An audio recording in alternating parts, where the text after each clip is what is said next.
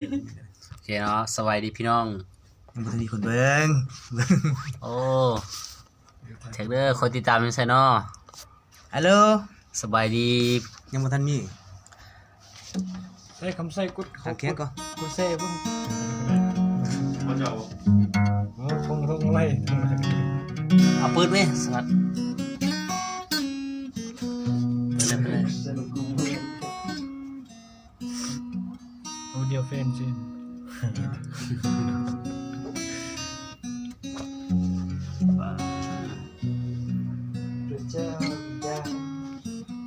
วันนี้เราจะมาห้องเพลงนำกันนะสารสุพระเจ้า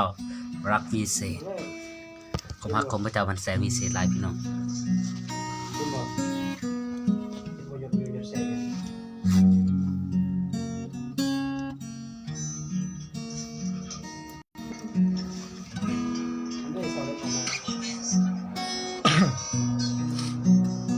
ใส่เซียวฝากกุดเซ่กุดไล่เด้อ ข้ารักพระองค์พระเจ้าของข้า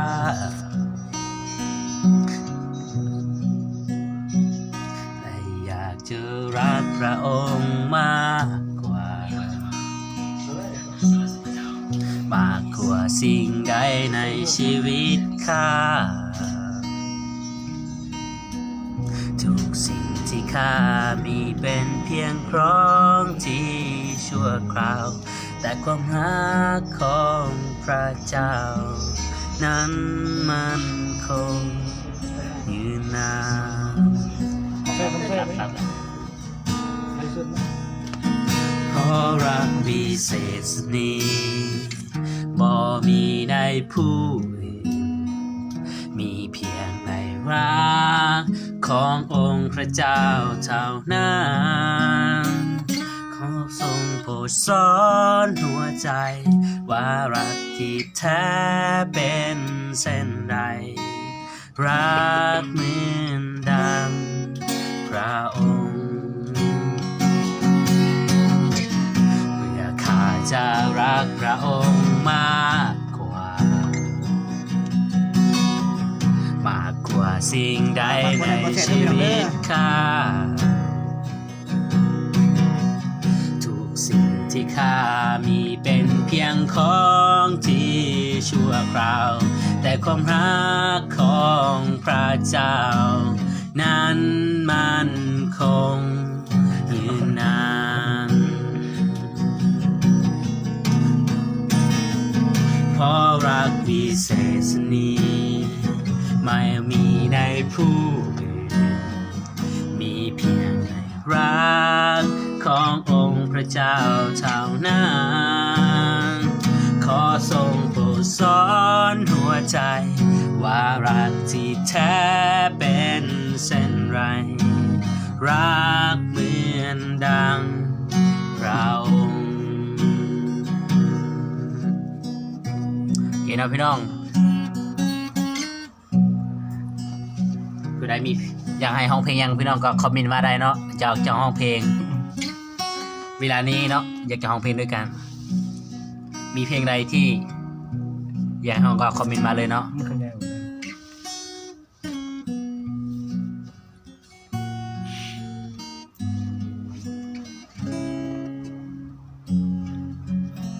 ให้มาคอมเมนต์เด้อโอ้อโลน โลน โอ้10 บาทแซ่ก่อนสิซื้อมาใหม่กินดอก เซ่แล้วดิเขาสิเซ่แล้วดิชอบกัน โอ้ซื้อมาใหม่กินดอก มองไฟเขา ขอบใจเด้อพี่น้องสำหรับผู้ที่คอมเมนต์มานี่ จุดจน โอ้จันบุญหลับซะแล้ววันน่ะสบายดีพี่น้องทุกคนเนาะทั้งบ้านทั้งเฮือนเฮา ลำธา ระวังพี่น้องทั้งภาคใต้ภาคเหนือมื้อนี้ครับพระเจ้าหรือว่าขาน้อยเนาะท้องไร่ดวงบรพัฒน์เนาะครับพี่น้องหัวหน้าเฮาก็คือจันชิเนาะ จันชิหัวหน้าจันเฮามื้อสิมาไลฟ์สดพี่น้องบ่ค่อยได้ไลฟ์สด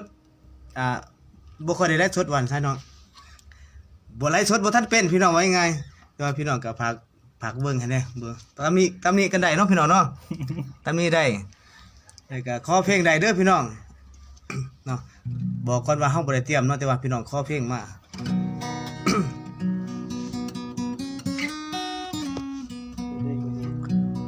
นอกจากพระองค์พุ่นน่ะโอเค มีอาจารย์โลนเนาะเพิ่นขอมาบอกว่านอกจากพระองค์โอเคจัดไปพวกเฮาน อกจากพระองค์เอ้ย เนาะวันนี้ บอกมาอาจารย์เพิ่นอาจารย์จันสิเพิ่นเนาะเดี๋ยวเขียนยังเขียนที่ตามเลยนะพี่น้องเนาะช่องห้องถือผู้ถือก็จะว่ากันพี่น้องเนาะถือว่าเป็นการคอมเมนต์ถือว่าเป็นการไลฟ์สดดิลินไปติดตามรับชมฟังได้เนาะพี่น้อง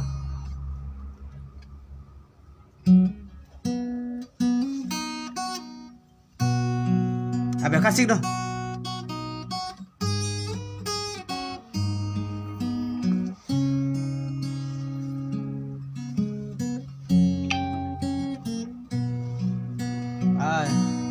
นอกจากพระองค์ยังมีภัยอยู่ทั้งสวรรค์นอกจากพระองค์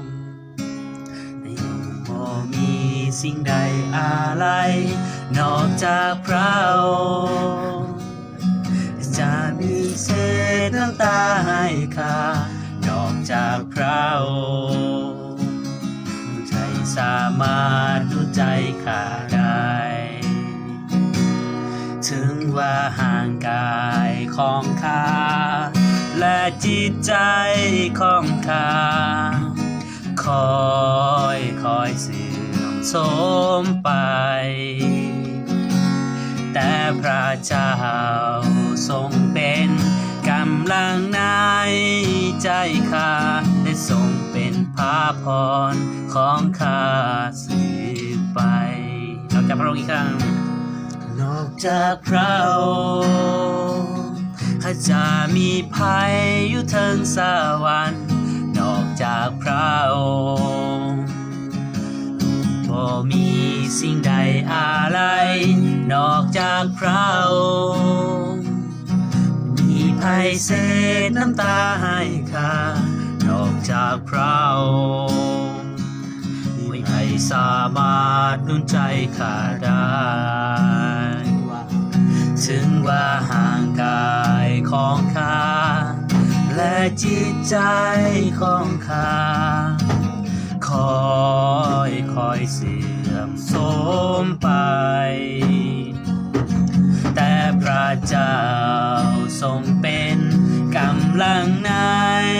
ใจข้าและทรงเป็นพระพรของข้าสืบไป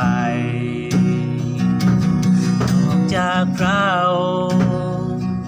ข้าจะมีภัยอยู่ทั้งสวรรค์นอกจากพระอ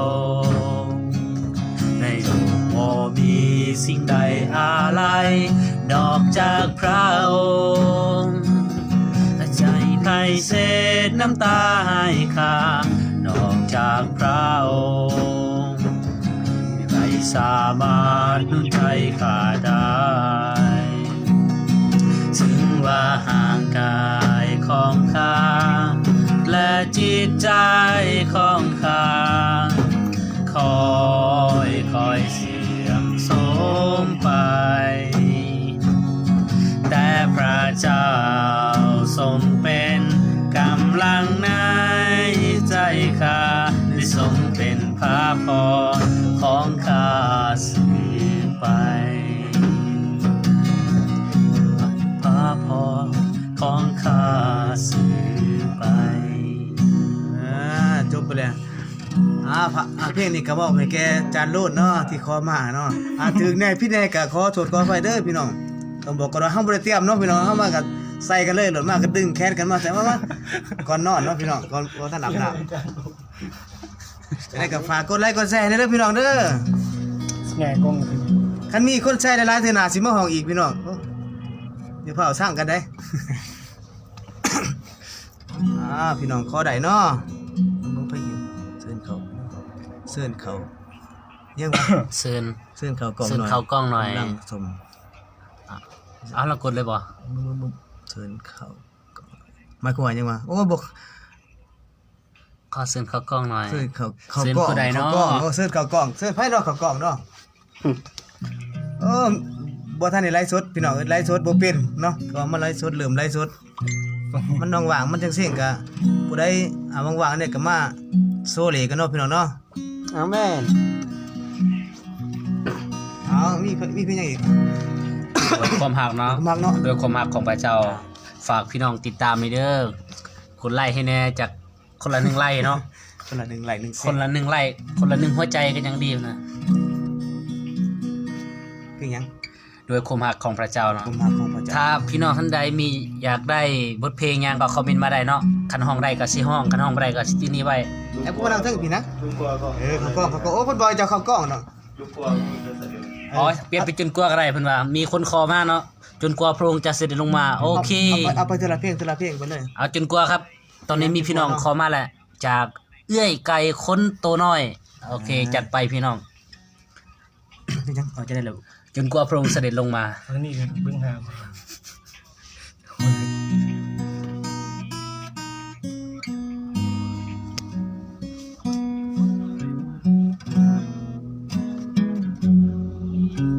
ันคือซาเรากันเนาะ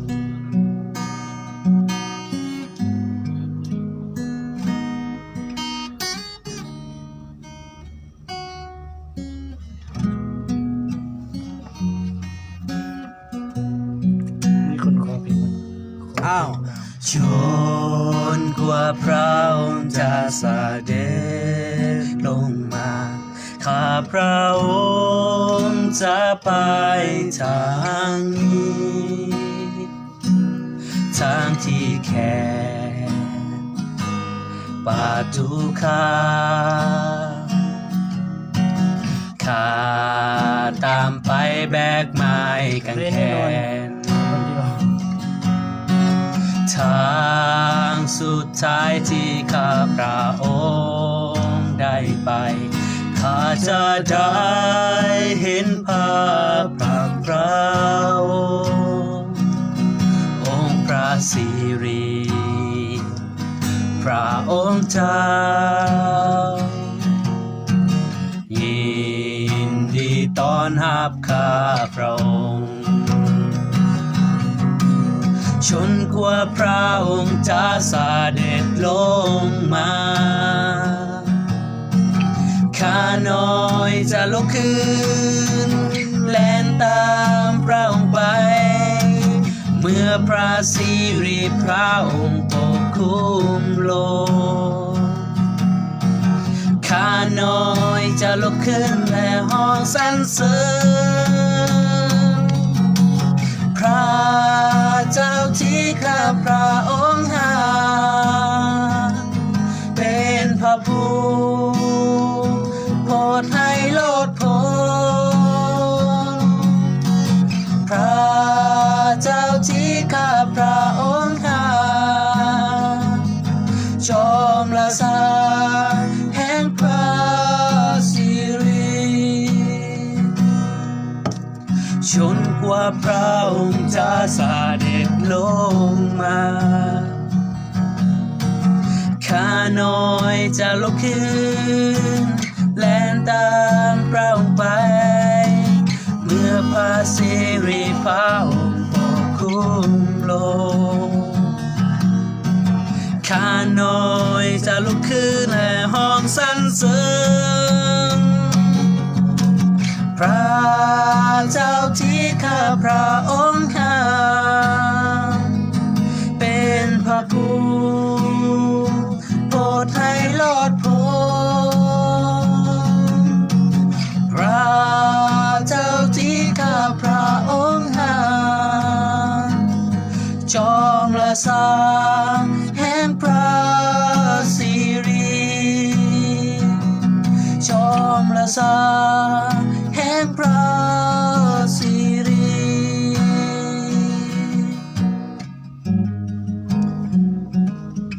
โอเคเนาะก็ขอฝากติดตามนำเนาะ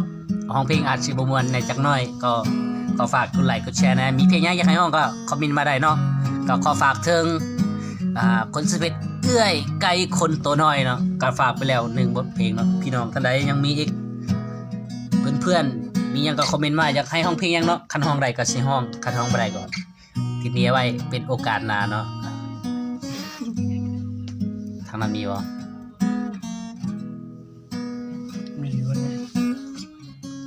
ส่วนนี้คือโอเค ฮะโอเคนะขั้น เพียงเฮาก็จัดตามรายการเฮาเลยบ่ต้อ ไว้ ง เขาห้องก่อน ขอบใจหลายๆเด้อสำหรับคอมเมนต์โอ้หลายคอมเมนต์เติมเนาะ ก็กูเป็นด้วยกูมา ขอบใจเด้อพี่น้องเด้อสำหรับคอมเมนต์โอ้ สาม เสียสิ สามเอส สามเอ สำ ส หรับกดสำหรับคอมเมนต์ขอบใจหลายๆเบิ่งเด้อบ่ตึ๊ดสิ อันเป็นยังอีกตามสเต็ปเฮาเพลงยังอีกนี่ว่าเพลงที่เตรียมไว้อะ โอเคเอาจะห้องเพลงอีกเพลง พี่จอมมึงอยากเพลงยัง ด้วยความหักของพระเจ้าอะ มันเป็นเพลงใหม่เนาะพี่น้องเนาะอยากบอกว่ามันเป็นเพลงใหม่สำหรับบางคนเด้อแต่บางคนอาจจะเป็นเพลงเก่าแล้วเนาะแต่ก็น้อยก็กำลังมาได้ยินมาอยู่เนาะได้ยินช่วงนี้แหละ 4-5 เดือนหลังนี่เนาะ ก็ว่าใหม่เติมเนาะเพลงยังจะบอกลืมละ ด้วยความหัก เดี๋ยวเขามักเนาะต่อไปเฮาจะห้องเพลงอีกในบทเพลง โอ้ยมีจานโลนเข้ามาเนาะด้วยความหักเพิ่นว่า เขามักยังบ่ทันตอบบ่ได้เพิ่นโดนเขามักบ่อย่าแม่นติเดี๋ยวเขามักขอโทษว่าไฟหลายๆเนาะขอโทษรุ่นยังรุ่นจีอีหยังเขาเอิ้น L เจจี เจจีเจจีเนาะ อารอนเจจี จากอารอนเจจีขอเพลงมาด้วยความหักของด้วยความหักแน่โอเคเนาะต่อไป อาจจะไปเนาะทีมงานเนาะก็ได้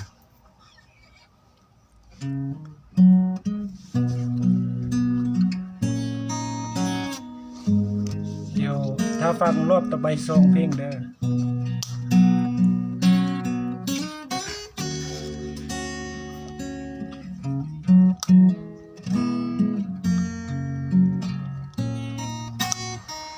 ก็บ่ค่อยชัดเจนเท่าไหร่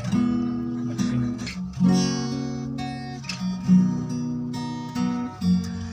ด้วยความหักของพระองค์เจ้านั้นจิตวิญญาณข้าสรรเสริญยินดีเนื้อคู่ของความหวังดินแห่งความบริสุทธิ์ถวายสรรเสริญแด่พระองค์ด้วยความหักของพระองค์เจ้านั้นวิญญาณข้าสรรเสริญยินดีเนินภูของความหวังดินแห่งความบริสุทธิ์ถวายสรรเสริญแด่พระองค์พระองค์ประทานให้ด้วยพระคุณซึ่งเกินกว่าที่จะบรรยายจิตวิญญาณข้าขอติดตามพระองค์ใส่บีถวายแด่พระองค์ด้วยความหักของพระองค์เท่านั้นจิตวิญญาณข้าสรรเสริญยินดีเนินภูของความหวังดินแห่งความยินดีถวายความรักแด่พระองค์ น้องเพลงสรรเสริญพระ ค เจ้า วามหักของพระองค์เท่านั้นจิตวิญญาณข้าสรรเสริญยินดีเนินภูของความหวังดินแห่งความบริสุทธิ์ถวายสรรเสริญแด่พระองค์พระองค์ประทานให้ด้วยพระคุณซึ่งเกินกว่าที่จะบรรยายจิตวิญญาณข้าขอติดตามพระองค์ชีวิตถวายแด่พระองค์พระองค์ประทานให้ด้วยพระคุณ ซึ่งเกินกว่าที่จะ เอาเลย จิตวิญญาณข้าขอติดตามพระองค์ชีวิตถวายแด่พระองค์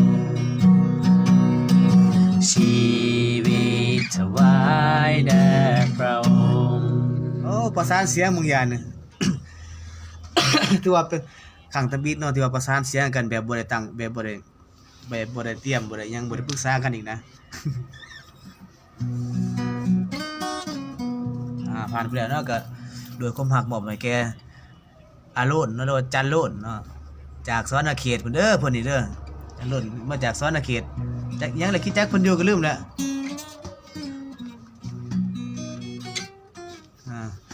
มอบให้แกจันโลนเนาะอาโลนเนาะอยู่สวรรณเขตพุ่นแหละ เจ็บแถวอาบาความบนมา นี่ไผแน่โอ้ฮาเลลูยาพุ่นขอบใจได้หลายขอจะอวยพรเด้อทุกคนทุกคอมเมนต์ที่เข้ามาผู้ใดที่คือทอดส่วนแฟนโศกเศร้าก็เข้ามาในไลฟ์เฮาเนาะพี่น้องเนาะเอ้าไปแล้วบ่หั่น ยัง ห่วย จะกล้อง มาสิห้องโตเอง ผู้ใดเข้ามา ผู้ใดที่สาวๆเงาๆก็เข้ามาในไลฟ์เฮาเด้อพี่น้อง อาบความไว้เนาะ ในไลฟ์เฮามาโซกันลิ้นเนาะพี่น้องเนาะตอนนี้อาจารย์จันซี่เฮาเนี่ยเพิ่นก็รู้สึกว่าเมื่อยแหละเพิ่นน่ะร้องเพลงไว้แหละเพิ่นน่ะตอนไปพักผ่อนหาเตรียมเพลงก่อนตอนนี้อาจารย์สวัสดิ์เข้ามา อยู่ฟัง ใช้เสียวซีบ่ใช่เหรอเพลงหยังเอาน้ำยังเอาน้ำบ่อายเอาน้ำโอ้น้ำโอ้ โอ้ยนี่คอแห้งอยู่เดี๋ยวนี้เนาะอยากกันแล้วน้ำขอเพลงข่าวประเสริฐเนี่ย อาจารย์ได้ขึ้นแน่ ไปไกลคนตัวหน่อยคนตัวเตี้ยบ่คนตัวหน่อย โอ้สายตาสิได้หาแว่นใส่เด้อนี่ คิดยัง สาวไก่คนตัวเตี้ยบ่คนตัวน้อยเอาหมอบเป็นสาวไก่ขอเพลงข่าวประเสริฐเพิ่นน่ะเพลงข่าวประเสริฐข่าวประเสริฐแบบได้เนาะข่าวประเสริฐเนาะ เอามา เพลงหยังข่าวประเสริฐ จนกว่าผมจะเสร็จกลับมา ห้องได้เรียกมึงใหญ่นี่ ยังวิ่งเลยตัวเองนะ ข่าวประเสริฐที่ได้ข่าวประเสริฐ เกี่ยว ข่าวประเสริฐขึ้นต้นได้เนาะเด้ได้ข่าวประเสริฐลืม รา แล้ว คากลัว ความหักของพระเจ้าอันบ่ความหักของพระเจ้าอยู่ที่แม่กังแคนน่าจะเป็นตัวนั้นน่ะว่าพี่สิห้องให้ฟัง ตัวนี้ เสีย ตั บ วนี้ไวเลสสด มาย้ายหมองอีกก่อนความหักของพระเจ้าอยู่ที่แม่กังแคนนะพุ่นน่ะน่าจะเป็นตัวนั้นพี่ข่าวประเสริฐเอ้าจัดไปขอมาเลยจัดไป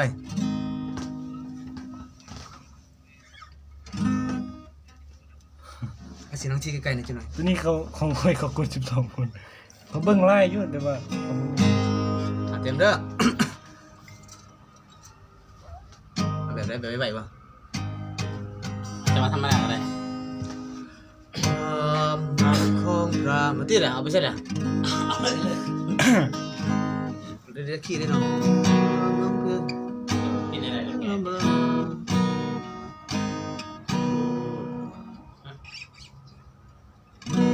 ใส่ขี้ดูตอนนี้จองเพลงพี่น้องเขามาเพลงขับประเสริฐเนาะแต่สิจื้อจะขี้ลืมไปเนาะความหักของพระเจ้าอยู่ที่ไม่กังแขนดำลงในชีวิตของข้าน้องถือข้าวประเสริฐก้าวไปยังกรุงเยรูซาเล็มอย่ามัวรอสักษาจงก้าวต่อไปความหักของพระ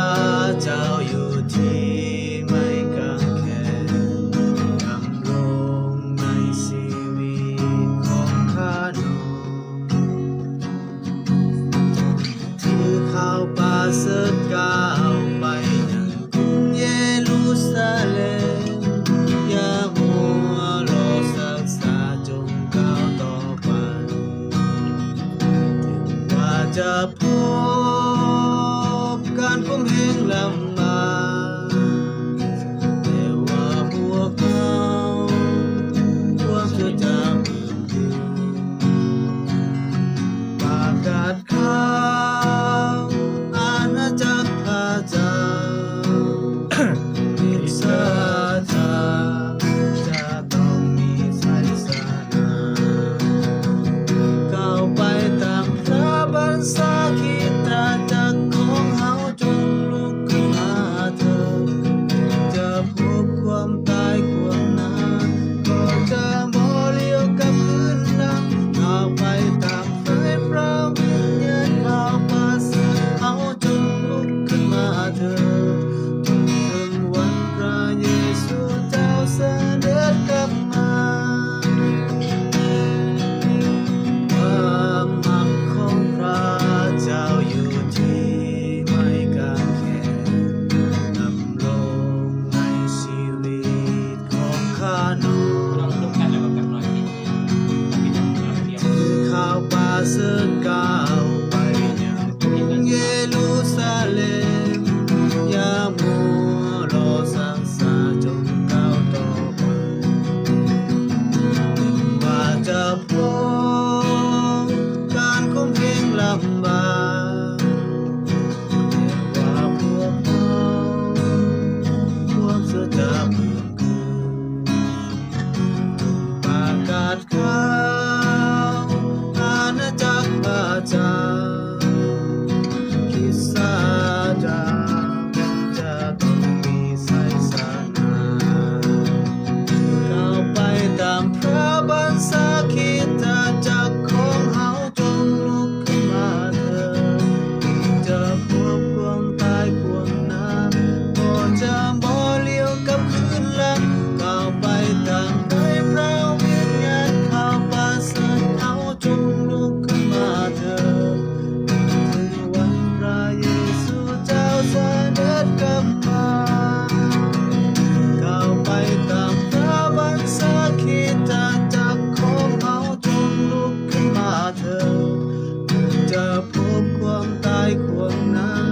ก็จะบ่เลี้ยวกลับคืนหลังก้าวไปตามไฟพระวิญญาณข่าวประเสริฐเฮาจงลุกขึ้นมาเถิดจนถึงวันพระเยซูเจ้าเสด็จกลับมาถึงวันพระเยซูเจ้าเสด็จกลับมาผ่านไปแล้วเนาะพี่น้องเพลงข่าวประเสริฐเนาะตามพี่น้องพี่น้องสาวไก่คนตัวหน่อยเนาะเพิ่นได้แม่นแล้วก็จะอวยพรพี่น้องเนาะทุกคนที่ขอเข้ามาหวังในสิว่ามันจะเป็นพระพรให้แก่พี่น้องเนาะสำหรับผู้ที่ยังบ่ทันได้ยินเพลงนี้หรือว่าบ่ได้ที่พี่น้องของบ่ได้เฮาก็มาฟังนํกันเนาะพี่น้อง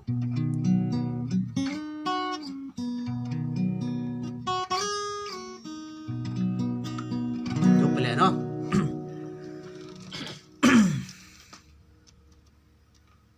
น้ำแห้งซีดไปอีกข้อมานี่ เป็นนักศึกษาเด้อ อยู่ใกล้เว้ยโอ้อเล็ก เลย เอาน้ำแห้งซีด จัดไป อเล็กเนาะอเล็กนี่น่าจะเป็นอเล็กทั้งคิดจักน้ำใส่ลุมมาพุ่นแหละเนาะ อเล็กทั้งคิดจักน้ำใส่ลุมเฮาเนาะชื่อโปรไฟล์เพิ่นชื่อชื่อเพิ่นอยู่น่าจะแม่นเนาะ แต่ว่าบ่เห็นบ่มีรูปบ่ขึ้นรูปโปรไฟล์เนาะเป็นของแม่น้ำแห่งชีวิตโอเคแกเด้อหาขี้ก่อนเด้อ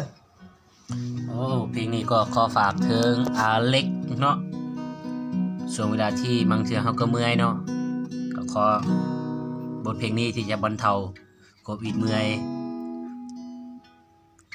ความลาด้วยเพลงที่ ให้สมพร แนะนำ เข้ามา ชีวิต น่ะ โอ้สบายดี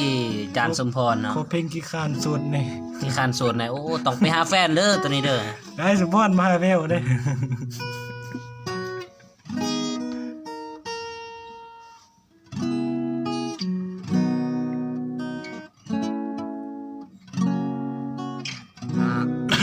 ขี้ได้แล้วพี่น้องได้แล้ว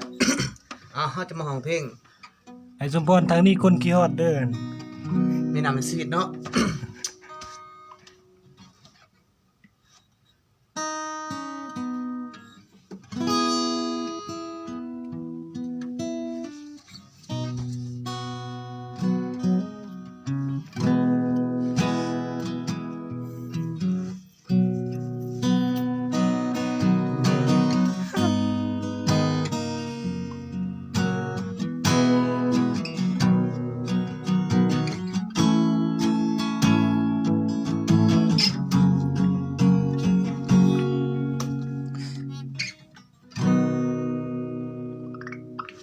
ใจที่กลายเป็นเวรใจที่ทนทุกข์ลำบากใจที่หมดหวังทุกอย่างจงเข้ามาใจที่กระหายและใจที่ทนทุกข์ลำบากใจที่หมดหวังทุกอย่างจงเข้ามาพระองค์เป็นน้ำแห่งชีวิตให้เฮาดื่มน้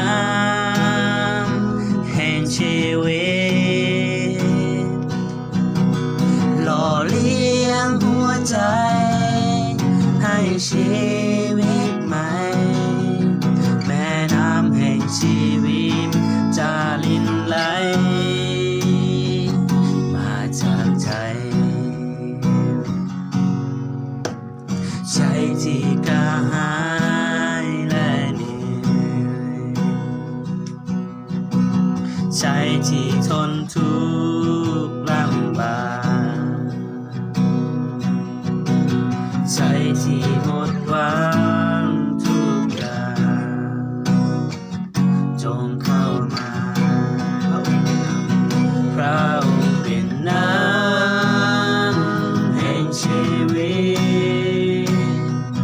ให้เราดื่มน้ำแห่งชีวิตหล่อเลี้ยงหัวใจให้ชีวิตใหม่แม่น้ำแห่งชีวิตจะลิ้นไหล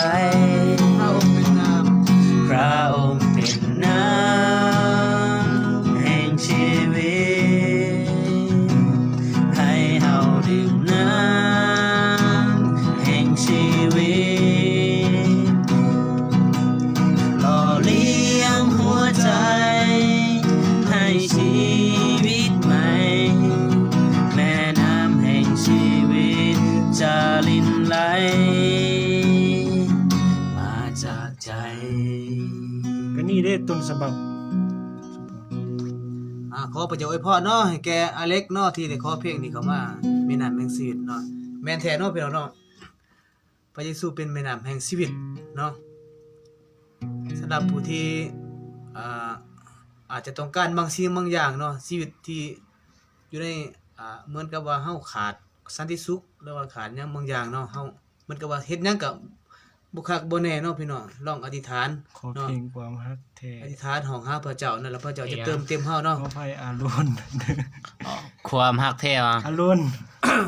ใส่อารอนอยู่ใส่อารอน จักเด็ก ขอเพลงความฮักแท้แน่มอบให้อาโรนเด้อโอเค ได้ ผ่านไปแล้วเนาะของแม่น้ำแห่งชีวิตของอเล็กเนาะผ่านไปแล้วพี่ยังอีกครับขอเพลง ขอ การโสด ความฮักแท้ การโสด เพลงการโสดอันนี้เฮาห้องบ่ได้เนาะตัวนี้เฮา ไปพักใน YouTube ผู้ใดการโสดเด้อพี่น้องเด้อ ไปว่าอยากโซดให้นะ ในซองบ่ของไลฟ์สไตล์ผู้เด้อ เข้าไปเบิ่งได้เนาะในซองบ่ของไลฟ์สไตล์เอาลงไว้อยู่ใน YouTube ผม ลืมพระเจ้าอย่างใด ไผขอ เบิ่งแป๊บนึงมีอันเดียวเอาขอความฮักแท้ก่อนจากเพลงหนึงเนาะมอบให้แก่เอื้อยไก่คนตัวน้อยแม่นบ่ บ่ไผอาโลนบ่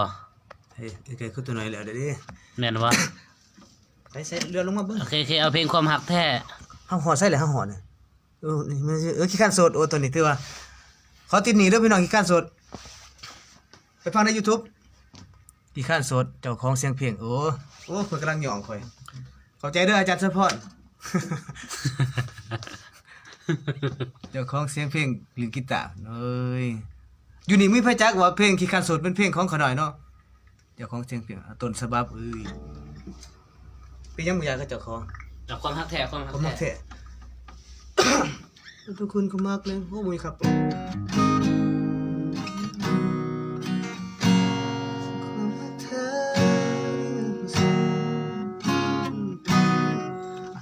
เราคิดจีก่อน ความรักแท้ หักก่อนเดี๋ยวไอ้ ทรงยอมทิ้งประชน ตอนนี้เขา และ จะ ฟื้นคืน ตามคำขอเนาะพี่น้องเด็ด ก่อนนึงเดี๋ยวไอ้สิ เดี๋ยวสิลองค้นหา ความฮักแท้อยู่คนเดียวก็มากกว่าเป็นเมตตาแต่สิจือจะบอกได้เนาะฝากกดไลค์กดแชร์เด้อจัดเฉพาะเด้อเบิ่งอะไรก็ได้เบิ่งรายการขออนุญาตเนาะมีมารยาทแน่แซ่ให้แน่แซ่ให้เด้อจัดเฉพาะเด้อแต่สิคุยหลายเบิ่งอะไรก็ได้หยอกแน่อาจารย์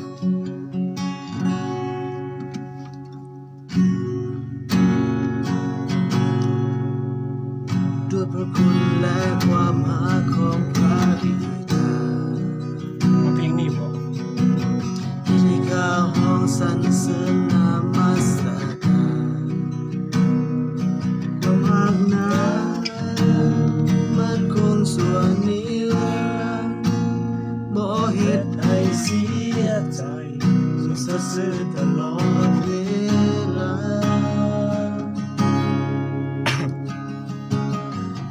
เคยซ้ำเติมหัวใจที่สั่งและบ่ดับแสงเทียนที่สั่นไหวดีดีความรักนั้นมันคงตามนิรันดร์บ่เฮ็ดให้เสียใจทรงสัตย์ซื่อตลอดเวลาด้วยความรักแท้ที่ทรงยอมสิ้นพระชนและฟื้นคืนพระชนพระคาคือองค์พระเยซูความรักแท้กลับคืนหัวใจชีวิตนี้ไม่ว่าอำนาจของตายหรือพลังฤทธิ์อำนาจใดๆบ่อาจฟื้นทำลายความรักแท้ในองค์พระเยซู ความรักแท้ที่ทรงยอมสิ้นพระชนและฟื้นคืนพระชนพระคาคือองค์พระเยซูความรักแท้กลับคืนหัวใจชีวิตนี้บ่ว่าอำนาจของตาหรือพลังฤทธิ์อำนาจใดๆไม่อาจฟื้นทำลายความรักแท้ในองค์พระเยซูความรักแท้ในองค์พระเยซู ฮาเลลูยา ขอบใจเนาะสำหรับอาจารย์สมพรเด้อขอบใจเว้าหยอกไปมึงย่านี่ก็อย่าถือสาเนาะ ขอโทษขออภัยเนาะคันว่าผิดพลาดกันนะผ่านไปแล้วเพลง ความรัก พระเจ้าอย่างใดเพลงลืมพระเจ้าอย่างใด ลืมพระเจ้าบ่ลงทีลืมพระเจ้าบ่ลง ไปขอสบายดีขอเพลงแน่ยังมิสเตอร์แม่งมิสเตอร์มา เม มาไซมอน ไมไซทอน มา น้องปลามาซี ไซฮอนบ่ได้ยัง ไซ วะ ฮอนไซทอนที ซีทอนบ่นั่น ซีทอน น้องป่า น้องปลา สบายดีขอเพลงลืมพระเจ้าอย่างใดโอ้ ลื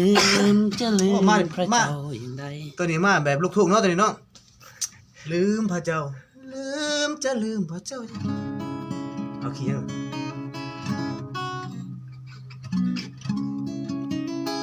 คันนี้มันสิเปลี่ยนอารมณ์นิดนึงเนาะพี่เนาะ ลืมพระเจ้าอย่างใดเป็นเพลงนี้เป็นแนวลูกทุ่งเนาะ แต่ว่าสิลินแบบแบบเพื่อชีวิตหรือว่าเอาคลาสสิกจังหน่อย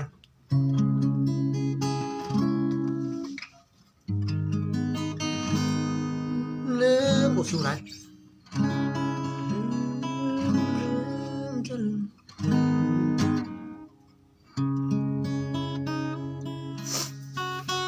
เดี๋ยวให้แก้ก่อนก็เด้อพี่น้องเด้อทบทวนหน่อยนิดนึง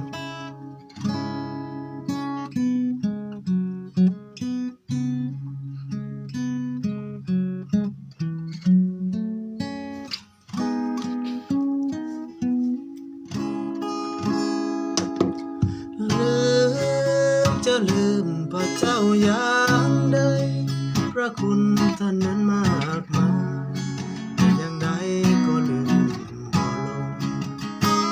องค์พระเป็นเจ้าหักเขามากนักมั่นคงหักผู้เสื้อถือซื่อตรงพระองค์ทรงให้สัญญาหักเขาตลอดชีวิตหักผู้ที่มีบาปผิดมาทรงดีทรงหักเมตตาพระองค์ทรงโปรดยกโทษผู้หันกลับมาบ่รอให้เสียเวลาทรงนำพาไปสู่สวรรค์โอ้พระคำสั่งหวานล้ำที่ตุหวานจึงยิ่งสุดซึ้งน้ำเพิ่งหวานก็ยังบ่ปานพระคำเล่าโลงซื่นชมอยู่ทุกคืนวันพระไทยบ่ได้แปรผันหากเอามันตลอดเวลาข้าขอตั้งจิตอธิษฐานต่อพระเจ้าองค์ประทานปฏิญาณด้วยใจศรัทธาหากมี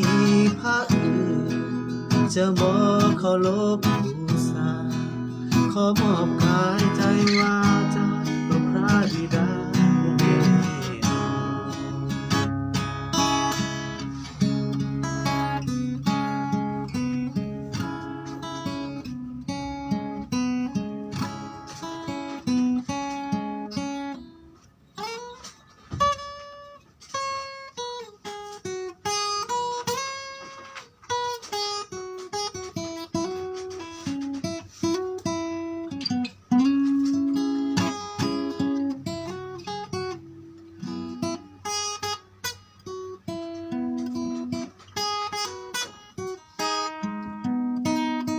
เขียนอาจจะเบิ่งโตเป็น โอ้พระคำสั่งหวานล้ำน้ำใจสุดซึ้งหวานจึงยิ่งสุดซึ้งน้ำเพิ่งหวานก็ยังบ่พาพระคำเล่าโลงโอ้ลมอยู่ทุกคืนวันพระไทยบ่ได้แปรผันหากเอามันตลอดเวลาข้าขอตั้งจิตอธิษฐานต่อพระเจ้าองค์ประทานปฏิญาณด้วยใจศรัทธาหากมีพระอื่นจะบ่เคารพบูชาขอมอบกายใจวาจาต่อพระบิดาองค์เดียวแน่นอน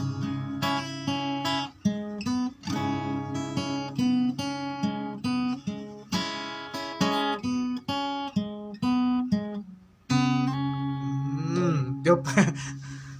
ขอบใจเด้อสำหรับผู้ขอเพลงลืมพระเจ้าอย่างใดลืมพระเจ้าบ่ลงอ่ะประมาณว่าบ่ได้ค่อยได้ห้องเพลงนี้เพลงลูกทุ่งก็บ่ค่อยได้ห้องเพิ่งแหละพี่น้องผมงงไป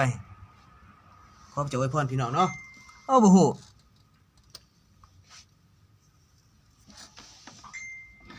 พี่น้องอยู่ทางใดก็ทักทายสบายดีนะเด้อพี่น้องเด้ออยู่เบื้องใดอยู่แจใด ของประเทศลาวเฮาอยู่ภาคใต้ภาคเหนือคอมเมนต์มาลินๆหยอกๆเขาหน่อยแน่ขอเพลงสบายดีบ่แน่จักเถื่อจักเถื่อ โอ้สบายดีบ่ อันนี้ก็อเล็กซานเดอร์มหาราชอเล็กซานเดอร์เนาะผู้และผู้บ่าวแจ็คนำไทยลุมผู้และอเล็กซานเดอร์อเล็กเนาะสบายดีบ่เดี๋ยวเบิ่งมีหลายอยู่ถึงอย่านั้นมันตกข้างเบิ่งมึงขอความหักแน่พุ่นน่ะเอ้ามาแต่ใส่ตัวนี้ขอความหัก ตัวเขามาคอดิท่าวะ โอ้มวนหลายโอ้ขอบใจคาย่องเอาอีกโอ้เอาอีกขอบใจเด้อจังได้จานโอ้สาวแหล่บ้านน่ะอันนี้ก็ท่านดร.บุญลับเฮาเนาะสบายดีเด้อดร.บุญลับเป็นจังได๋อยู่ดีมีแฮงอยู่บ่ ขอบใจคอมเมนต์มาหยอกมาย้อนกันอยู่ดีมีแฮงคือเก่าเด้อดร.บุญลับอันนี้ก็เพิ่นก็เป็น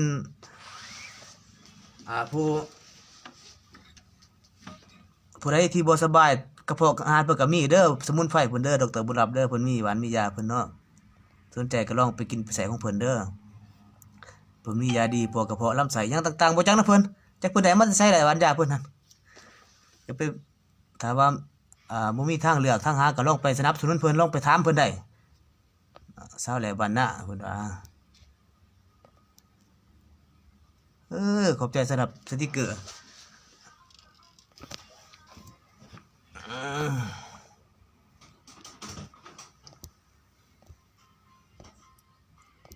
กดดูมาดูด้วย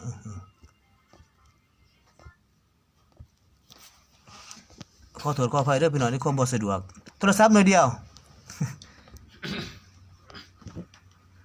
พี่น้องขอเพลงมาได้มึงยายนี่ ลืมไปอเล็กเนาะขอเพลงมาสบายดีบ่กะจิจัดไปให้เนาะพี่น้องเนาะ ทีมงานเนาะก็หนีปากันเบิดแหละพี่น้องยังเหลือแต่บ่น้อยผู้เดียวนั่งตดโปดอยู่นี่จะได้กะคอมเมนต์มาหยอกกันแน่ฝากแชร์นำเด้อพอได้บ่ทันแชร์กันนะคนละไลค์คนละแชร์สบายดีบ่ขอโทษน้ำเล็ก สบายดีบ่สิตำ ว้ายสบายดีบ่สบายดีบ่ว้ายังบ่รอดเลยสบายดีบ่สบายดีบ่ไปจะได้เพียงเสียงชัดเจนอยู่บ่คอมเมนต์มาบอกกันได้เด้อแจ้งอยู่บ่หรือว่าจะได้เสียงชัดเจนอยู่บ่สบายดี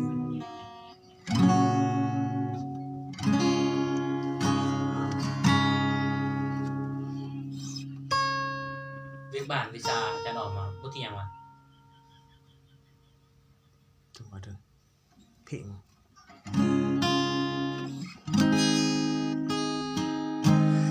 สบายดีบ่อยากขอ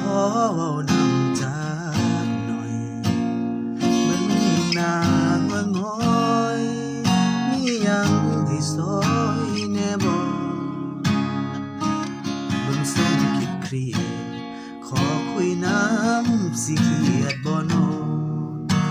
บ่แม่นจู่จี้ดอกน้อแค่อยากขอช่วยให้ผ่อนคลาย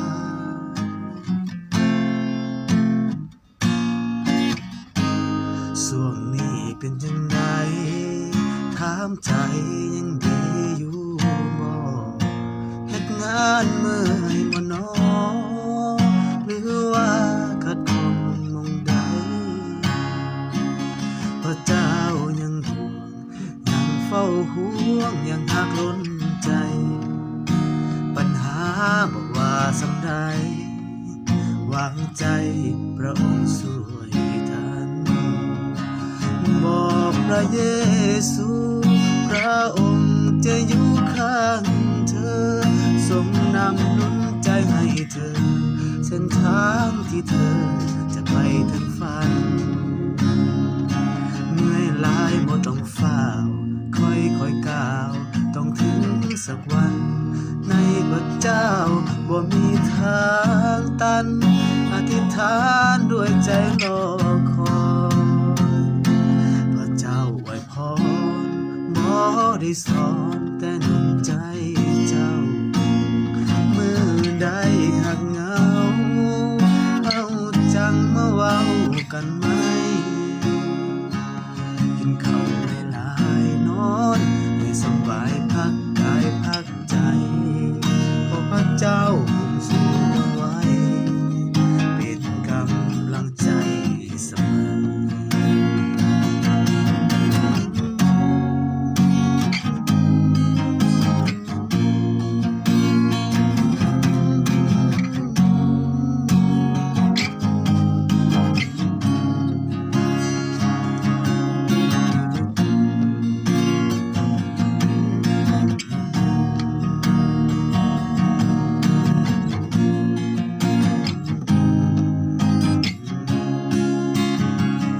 บอกพระเย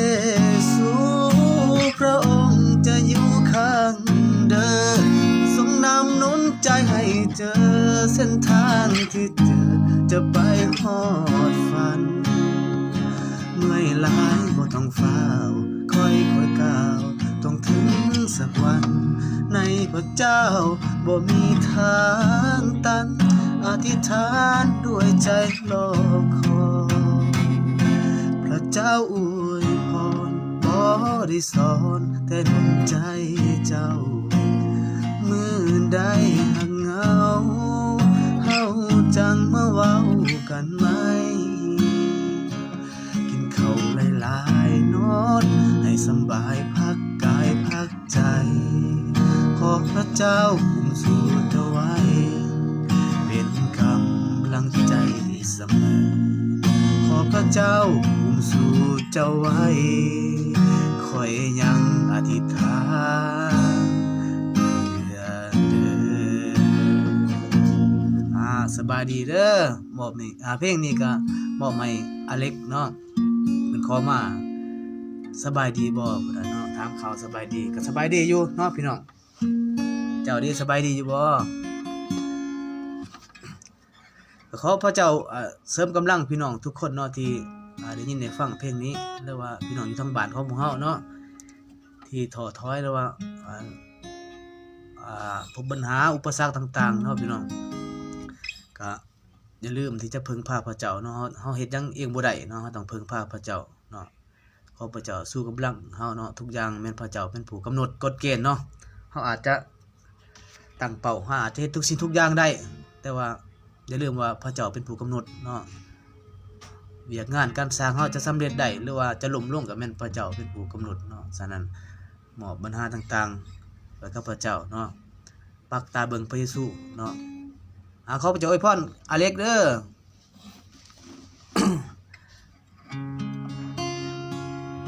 ขอความหมายมาแล้ว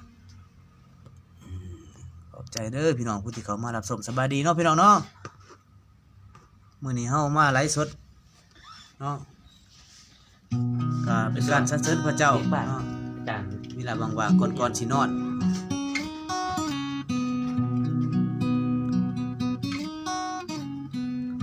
เป็นเพลงที่เฮาจะร้องนมัสการพระเจ้าเนาะสรรเสริญพระเจ้าเนาะพี่น้องขอ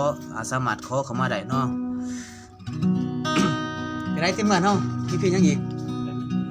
มีคนเบิ่งจักคน 4,000 4,000ลบศูนย์ออกเบิดเหลือ4 เรือคันม่วนก็ซัก มึงโอ้ยอยู่หลุมพี่โอ้ยฮัลโหลแต่ครับบ่นะโอ้บ่แม่นตัวเก่าโอ้ยแม่นตัวนี้ตัวเก่าตัวเก่ามึงมีหยังพระเจ้าอวยพรนักร้องเสียงดีนำเด้อพระเจ้าอวยพรนักร้องเสียงดีนำเด้อที่ตอบสนองโอ้หายม่วนยินดีพี่น้องยินดีเนาะยินดีห้องให้ฟังถ้าเพลงใดที่ขน้อยห้องใดก็จะห้องให้ฟังเนาะ แต่ถ้าบ่ได้ก็ยอมกันเนาะอิหยังนี่แจ้งๆนี่อเล็กแจ้งโอ้แจ้งมาถึงว่าที่ขน้อยถามไปเมื่อกี้น่ะบ่ว่าเสียงแจ้งอยู่บ่ถ้าตอบว่าแจ้งๆนะแจ้ง เสียงบ่ค่อยแจ้ง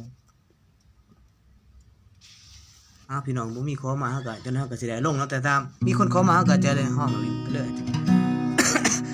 จับกีตาร์มาแล้วบ่ฮู้ว่าเป็นหยังหาเพลงขึ้นหาเพลงบ่ได้พี่น้องเอ้ยมันเป็นหยังก็บ่ฮู้จักแต่เวลาอยู่ซื่อๆนี่คือจะร้องเพลงก็เบิดเพลงอยู่ในหัวนี่ก็ได้บัดจับกีตาร์ปั๊บเลยลืมเบิดแต่ว่าผู้ใดที่เข้ามาแล้วก็ฟังก็ขอมาได้เนาะพี่น้องเพื่อจะได้คิดพอเนาะ มาอีกได้เพลงหนึงหัวใจไม่ผ่าน ฝากกดไลค์กดแชร์ได้เด้อ หัวใจไม่ผ่าน กดติดตามนำคันกดติดตามสิมีของขวัญให้ ที่ห้องเพลงพิเศษให้เลย อเล็กแต่ว่าเป็น FC เฮา2-3ขอความ ไอ้สมพรส่งเสียงมา ขอ ดิ ละเด้ขอละเด้อแล้วก็ละเด้หัวใจไม่ผ่านหัวใจไม่ผ่านบ่ว่าสิจื้อเหนือบ่ได้บ่เด้อพี่น้องเด้อ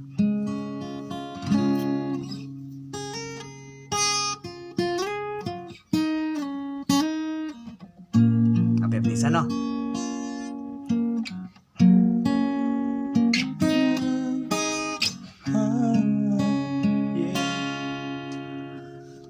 ลงตัวลงอีกครั้งเพื่อรอ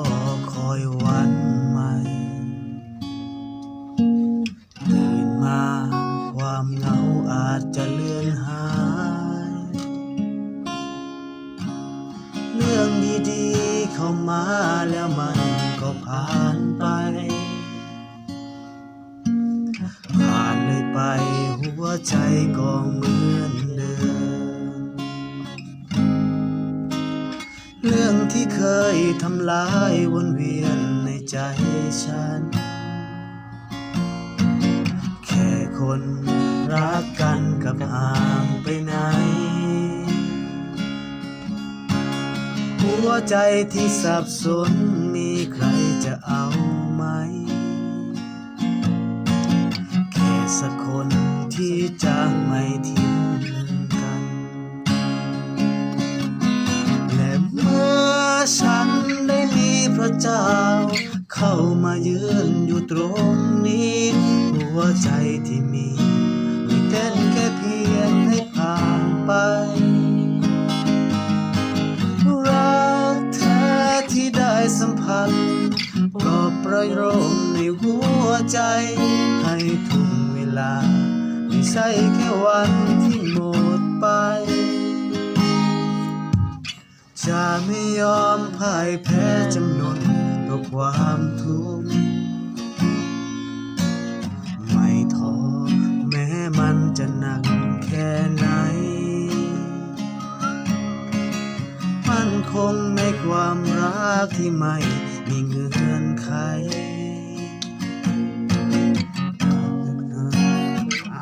ด้วยหัวใจโอ้บทเกือบลืมอย่างลืมน้อยหนึ่ง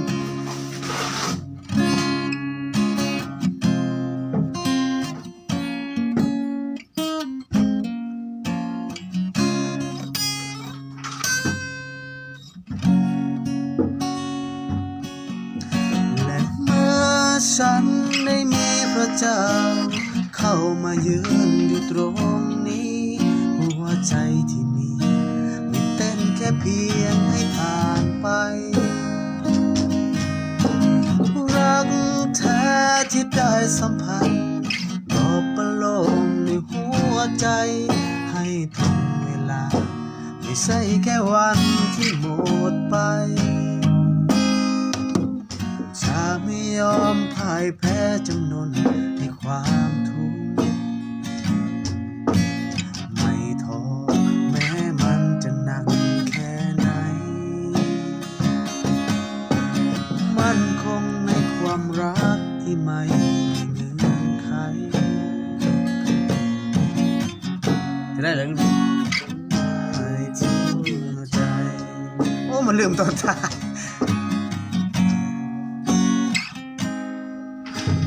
ขอโทษขออภัยเด้อพี่น้องที่ขอเพลงเขามาเฮิงในห้องเท่านึงพี่น้องมันก็อยากลืม เพิ่นว่าขอเพลงบ่ได้จักเพลงเพิ่นว่า ไป จานสุพรเนาะจานสุพรเพิ่นคอมเมนต์ว่าขอเพลงบ่ได้เพลงจักเพลงเพิ่นว่า โอ้อยากขอเพลงขี้ขาดโสดว่าสันเมื่อยแล้วบอกว่าอดท้าโสดไปก่อนจันทพรเอ้ย ข่อยก็ยังโสดมาจักเทื่อนี่เด้เขาก็ยังอดได้เจ้าสิบ่ได้ซั่นบ่บ้า หยอกแน่อาจารย์สมพร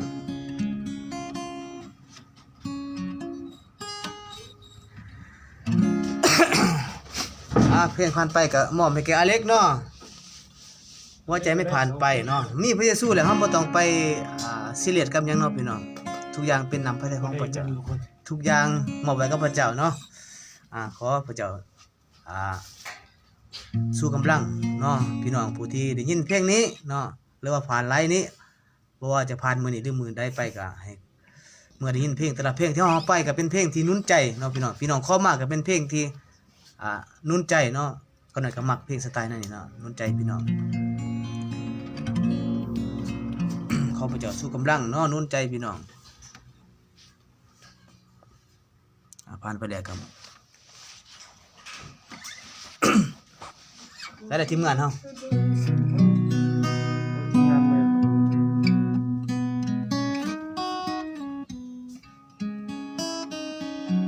งานไปหาที่เรียนบ้านตัวห้องเพลงแค่เลย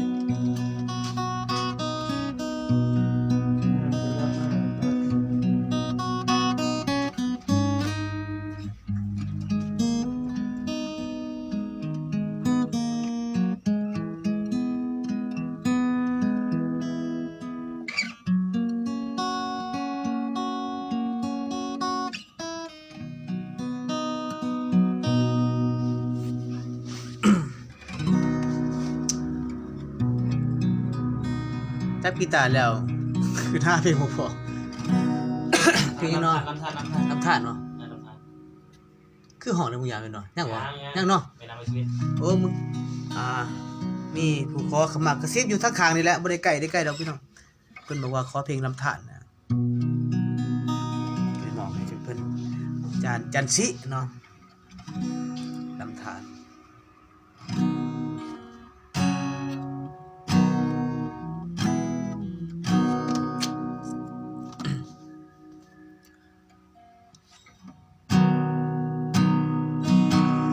คอยข้าได้อยู่ในความหาของพระองค์ตลอดวันและคืนในอ้อมแขนของพระองค์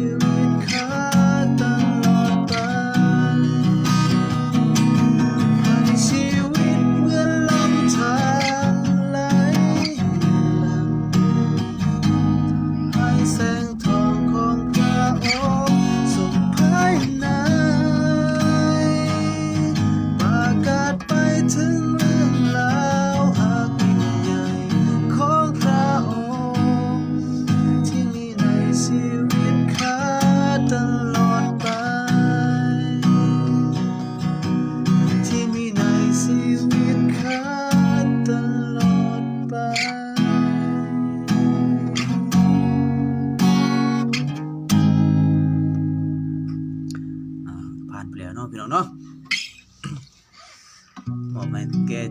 จันชิเนาะขอมาให้สิทธิ์เหมือนลำธารพุ่นน่ะเนาะ แล้วขอพระเจ้าอวยพรเพิ่นเด้อให้เพิ่นมีสุขภาพแข็งแรงเนาะ อาจารย์สมพร บ่ทันตอบเลยอาจารย์สมพรนี่เพิ่นขอเพลงหยังบ่ทันได้ขอบ่ พี่คานโซเด โอ้ยขอเพลงขี้ข้านโสดโอ้เพลงขี้ข้านโสดยอมเพิ่นเลยเพลงขี้ข้านโสดมาอีกแล้ว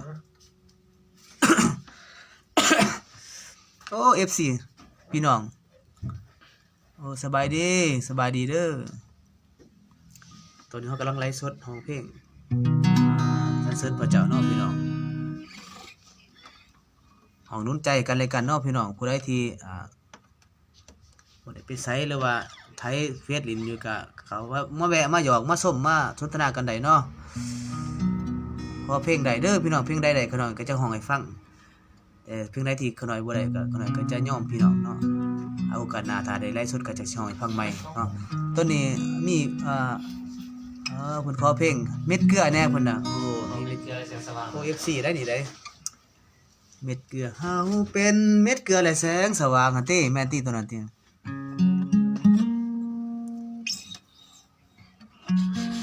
น่าจะแม่นตัวนั้นแหละเอ้าชื่อแต่ตัวนั้นแหละสิได้ร้องเพลงนั้นแหละ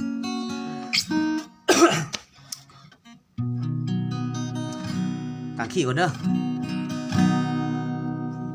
เฮาเป็นโอ้มันบ่น่าจะรอดเลย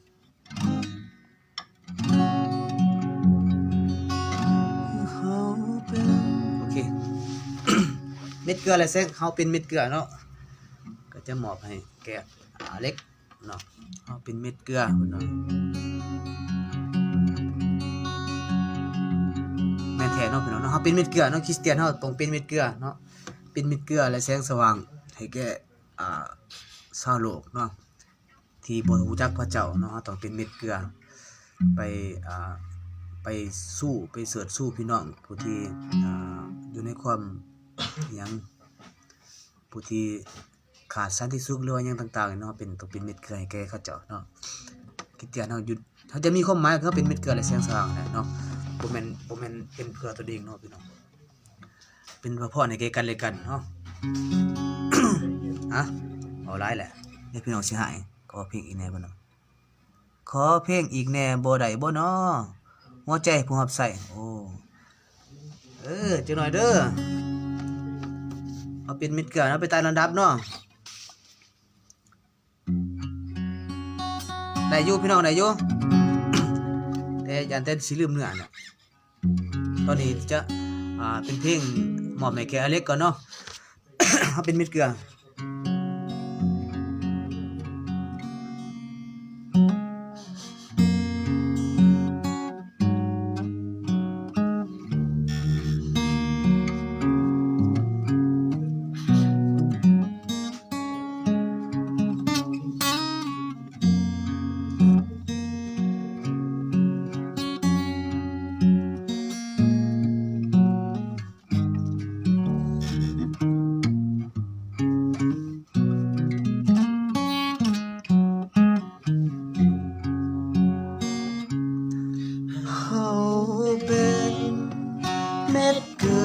และแส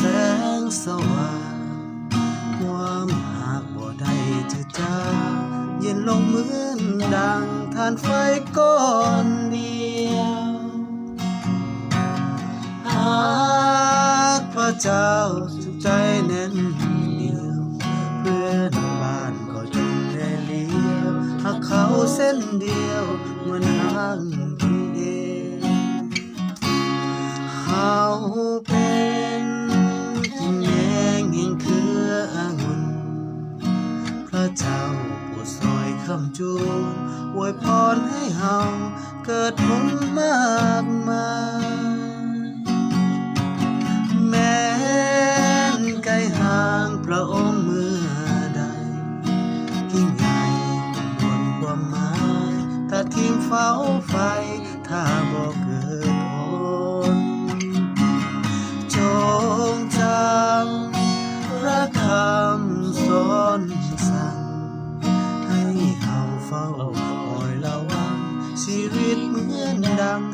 กลางคืนลมแม้นวันใด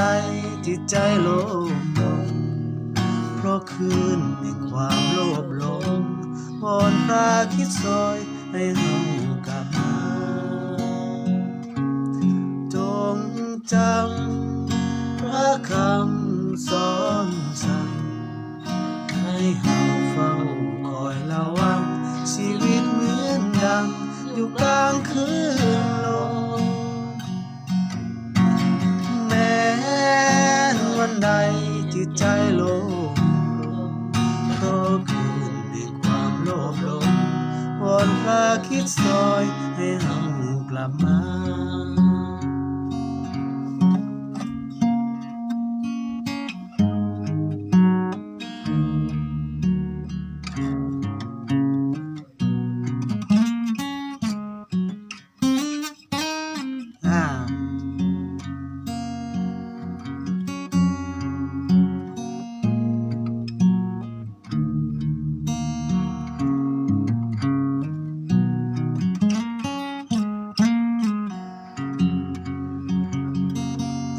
จงจำพระคำสอนสั่งให้เฮาเฝ้าคอยระวังชีวิตเหมือนดังอยู่กลางคืนลมแม้นวันใดจิตใจโลมลงเพราะคืนแห่งความโลภหลงวอนพระคิดซอยให้เฮากลับมา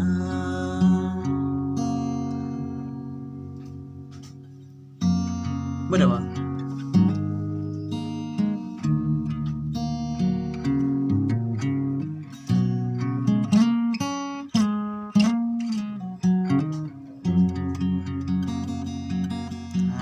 จบไปแล้วโอ้ผิดพลาดน้อยหนึงพี่น้อง ผิดพลาดนิดนึงขออภัยเด้อพี่น้องเพลงเม็ดเกลือเนาะมีผู้เบาหรือว่าพี่น้องมาจากกิจจักรนำไส้ลุมเนาะเพิ่นขอมาเพลงเมื่อกี้นี่ก็เพลงเม็ดเกลือเพิ่นน่ะขอเพลงเม็ดเกลือแหน่เพิ่นน่ะก็จัดไปเด้อห้องไปเลยเนาะขอพระเจ้าอวยพรพี่น้องเนาะ ขอเพลงแหน่ขอเพลงอีแหน่เพิ่นได้บ่เนาะอะไรเนี่ยหัวใจพอบใส่เพิ่นน่ะ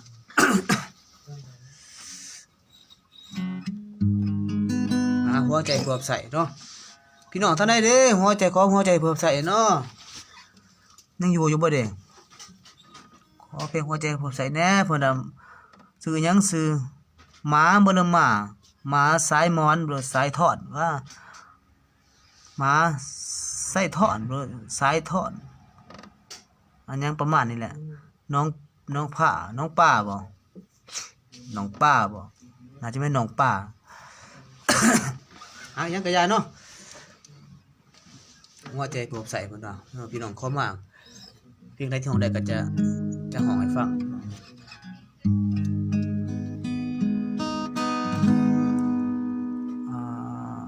ผ้ายังอันนี้สบายดีเพิ่นน่ะสบายดีเด้อผ้าสุดบ่เลยสังผ้าสุกหรือผ้าสุดอ่านบ่เป็นเด้อภาษาอังกฤษเนี่ยพระเสริฐบ่พระเสริฐโอ้ประมาณมวนหลายขอประโยชน์พ่อมันขอบใจตอนนี้เราจะมาร้องเพลงหัวใจพอบใส่เนาะ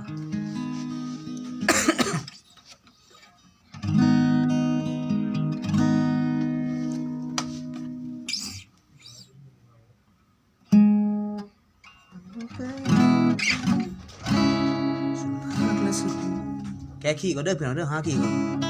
ตาขี้ก่อน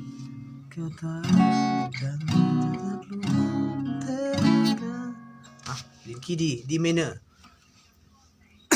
เหลือขี้พี่น้องเพราะว่ามันสิต่ำบางเพลงมันขี้มันสิต่ำเนาะ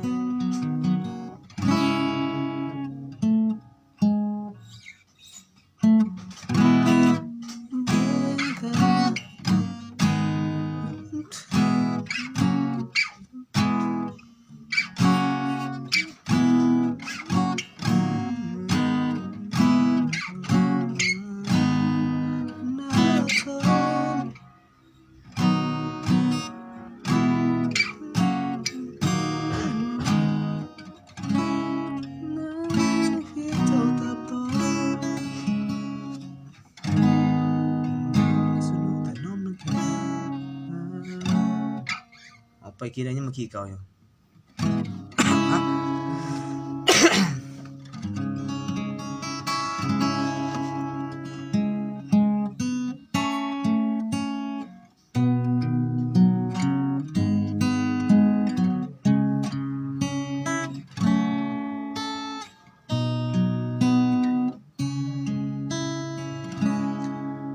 สุดหักและสุดหู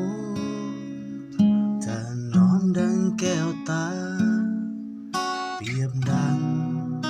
พิดาที่หักลูกผู้พังสร้างชีวิตอยู่ที่ทั้งจิตใจ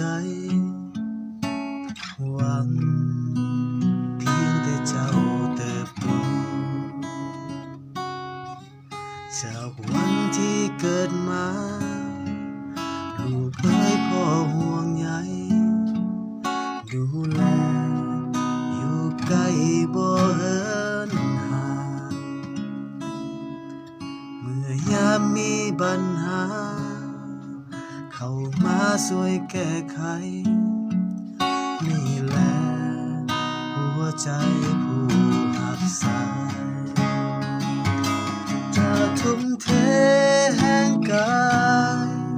กินใจและวิญญาณทุกโมงยามสั่งสอนเทศนาด้วยมานะและอดทนต่อสู้บ่เคยหวังในใจนั้นหวังเพียงเจ้าเติบโตเป็นหรือตาย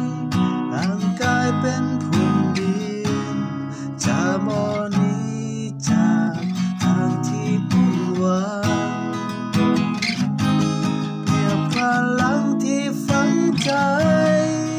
หลักใสที่หมายมั่นว่าวันนั้นรางวัลแห่งศักดิ์ศรี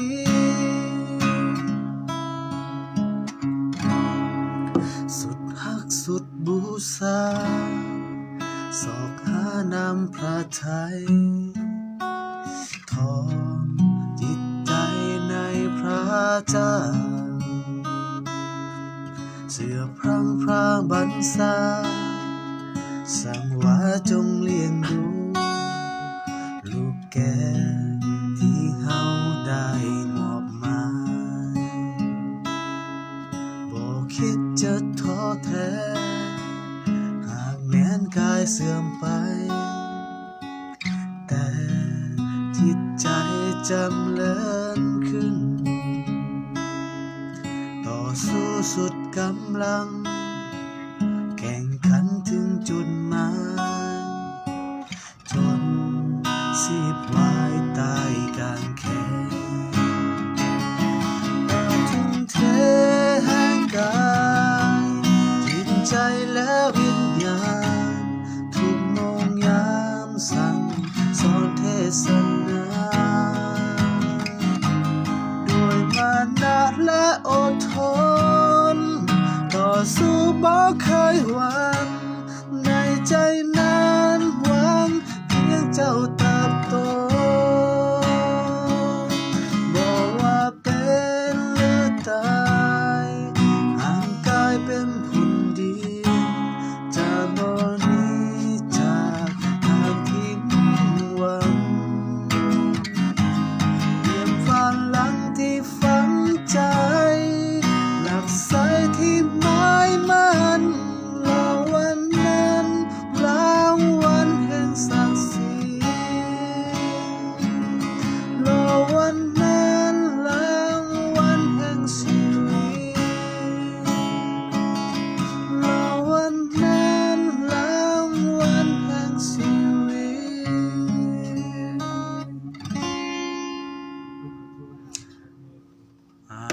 ผ่านไปแล้วเนาะก็คือเพลงหัวใจผู้รับใส่เนาะพี่น้องมีพี่น้องขอมาเมื่อกี้นี่เนาะมึงยานี่เพิ่นน่ะขอเพลงแหน่ขอเพลงแหน่ขอเพลงอีกได้บ่เพิ่นน่ะหัวใจผู้รับใส่เนาะห้องไปเด้อบ่ฮู้ว่าเพิ่นยังอยู่ในไลฟ์เฮาบ่หรือบ่เนาะก็ขอพระเจ้าอวยพรเนาะสำหรับบทเพลงนี้ก็เป็นเพลงของ น่าจะแม่นผู้แต่งน่าจะแม่นเป็นผู้รับใช้พระเจ้าเนาะเขียนจากหัวใจของเพิ่นนั่นแหละเนาะก็ขอพระเจ้าได้รับเกียรติเนาะขอทางบทเพลงนี้เนาะ พี่น้องก็หนี่ปากันแหละบ่มีผู้ใดขอมาก็สิได้ลงไลฟ์ได้นี่พี่น้อง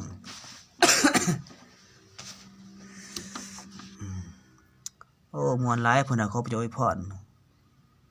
พระเจ้าอวยพรด้วยกันเนาะมีไผเข้ามาก็สิเรียนตามใจเด้อพี่น้องเด้อ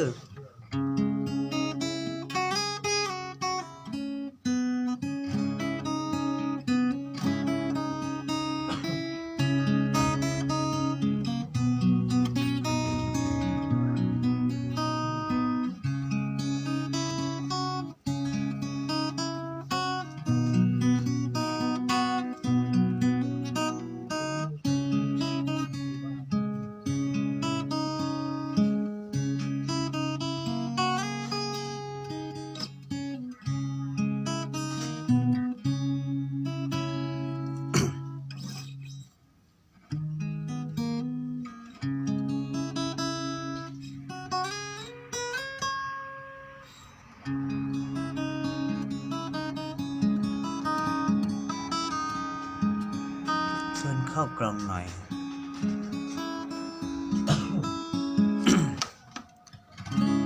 เพลงยังเนาะเพลงจงมีความเสือเบิ่ง จงมีความต่อไปสิบ่มีไผขอมาก็จะห้องตามใจเนาะตอนนี้เจ้าของเพลงจงมีความเสือเนาะพี่น้องมาฟังจงมีความเสือ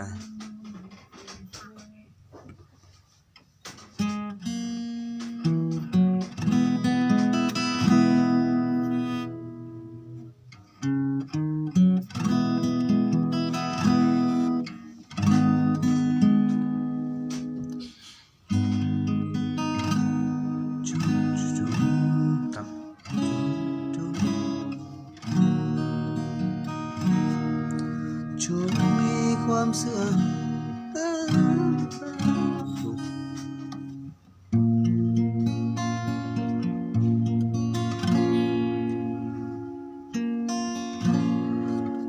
จงมีความเสื่อใน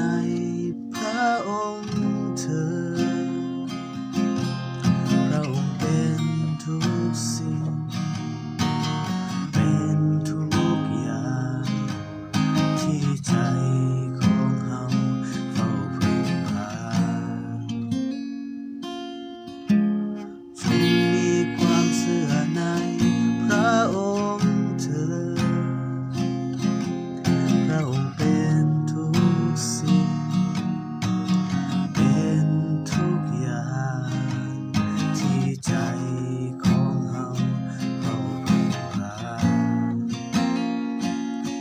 มีความเสื่อน้อยหนึ่ง